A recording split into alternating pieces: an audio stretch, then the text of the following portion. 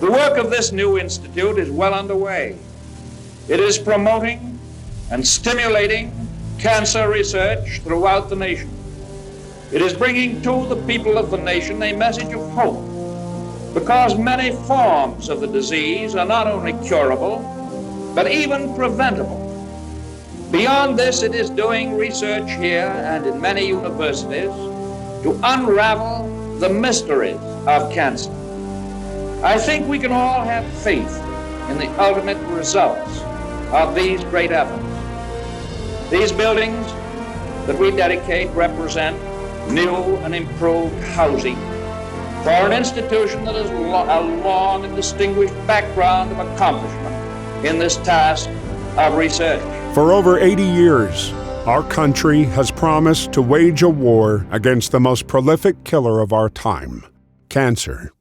Since 1937, there has been one government agency tasked with the sole responsibility of putting an end to cancer. That agency is the National Cancer Institute. When the NCI was created in 1937, cancer was the cause of 10% of deaths in the United States. Over 80 years later, Americans now witness cancer deaths 4 times that amount. And that now accounts for nearly 25% of all deaths in the U.S., more than 4 times the amount of deaths since 1938.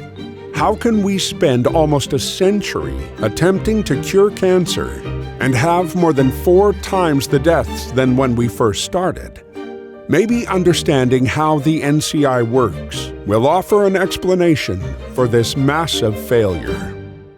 Most Americans think that the NCI has extensive research teams working feverishly within the walls of the NCI. Sadly, this is not the way it works. In fact, there are actually only about 3,500 people that work for the NCI. That is less than 10% of the staff working for NASA in the 1960s, when our country made a national commitment to land a man on the moon. So this is how the NCI works.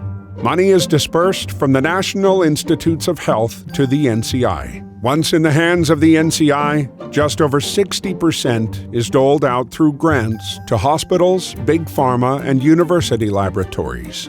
The majority of the money goes to university laboratories for students to complete their academic requirements to graduate. Little or no research is conducted in the NCI. The word cure is not even in the mission statement for the NCI. By nearly every standard, the NCI has been a complete failure. Since 1938, the U.S. population has more than doubled, and the number of cancer deaths has more than quadrupled. Here's a very reasonable question. If you had one job to accomplish, and almost a century later, you still haven't accomplished your goal, would you expect to still have your job? How do we restructure the NCI from its almost century-old legacy of failure into an institution of life-saving success? Perhaps President Kennedy's words from 1961, as we launched the space program, could serve as the inspiration for reimagining the NCI. I believe we possess all the resources and talents necessary, but the facts of the matter are that we have never made the national decisions or marshaled the national resources required for such leadership.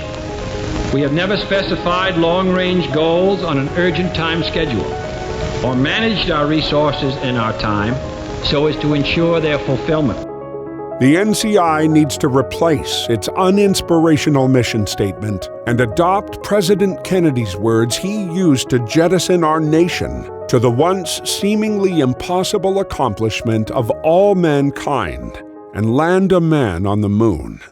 How do we convince our government to fulfill their promise of a cure for cancer? How do we convince them to spend man-on-the-moon type money to find the cure? Sign our petition today. Share our content and our mission so we can continue to get the word out.